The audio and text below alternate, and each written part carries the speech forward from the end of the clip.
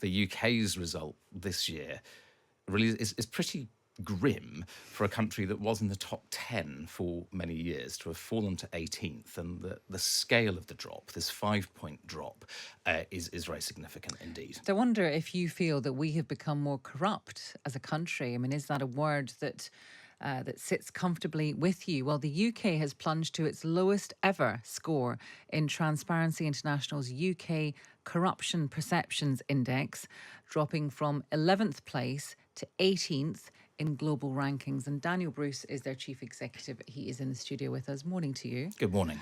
So first of all, how do we measure corruption?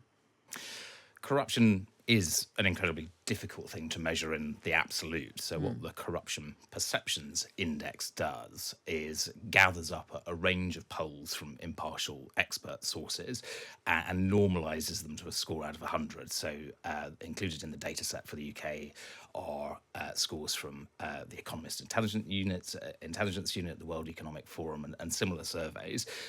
Looks at that over a period of a year and a half or so to assess the views of global business leaders and other experts of perceived corruption in a country's public sector, so including its politics and political integrity.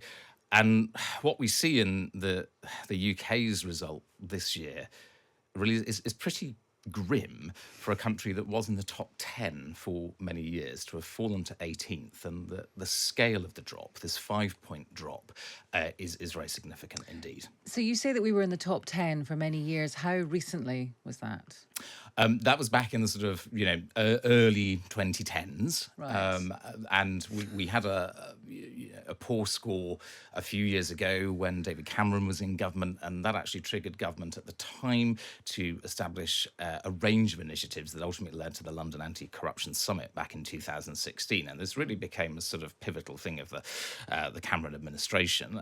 And then we've stagnated just outside the top 10 for a number of years and then dropped down to 18th this year, which is, to put that in context, the other countries who have a drop on the same scale as the UK this year are Oman, Qatar, Myanmar, and Azerbaijan. Right. So that's the company that we're in terms of our year-to-year progress or lack of.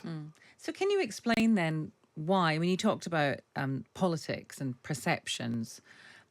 I'm still not completely clear about why we have fallen so dramatically and, are keeping company with the kind of countries that you just talked about there. Because there'll be many people who are not fans of the current government, for example. The pickles that they've got themselves in, the PPE stuff, all that kind of stuff. People will say, well, it's obvious why. But I wonder, I mean, is that what it is, or is it something else? It is. Frankly, yes. When one looks at the underlying data for the UK this year, there are a couple of points that really stand out from those various sources that I mentioned. And among them is a view that in the UK now, there are insufficient controls on abuse of power in public office.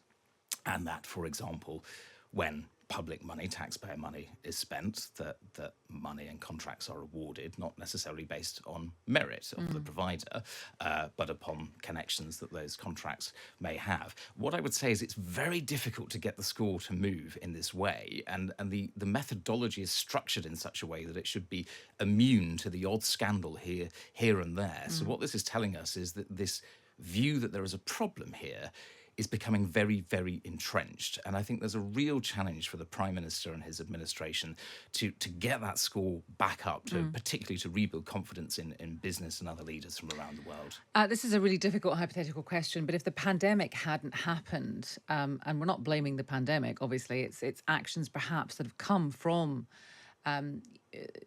what we had to do, what our government had to do very quickly, and the mistakes that came from that may have caused some of this. So do you think if we hadn't had the pandemic, that we would have plummeted as low as we have?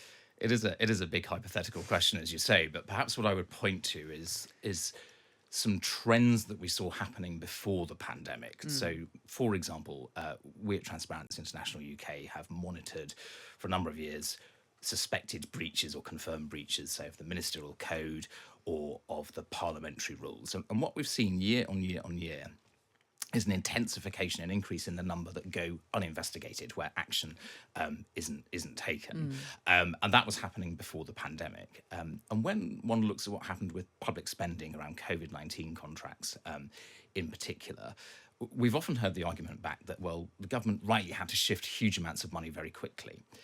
That doesn't mean that it can't be true that you do that well, but some of the decisions that were taken about the way that you did that, well, essentially everything that you shouldn't do to protect public money in an emergency. So there was something about the judgment of successive administrations, which I think you can see, feeding into the data that's driving this year's score. So finally, then, I mean, you said that the Prime Minister would probably have to do something to try to boost this perception and boost the score. How, in a general sense, could he do that? And how entrenched do you think, once these attitudes and perceptions exist, how difficult is it to budge them? It is going to take time, and I don't think this is something that's going to be fixed in 12 months, but the Prime Minister, on the steps of 10 Downing Street, promised to lead a government of integrity and professionalism and accountability. Those words need to be met with action.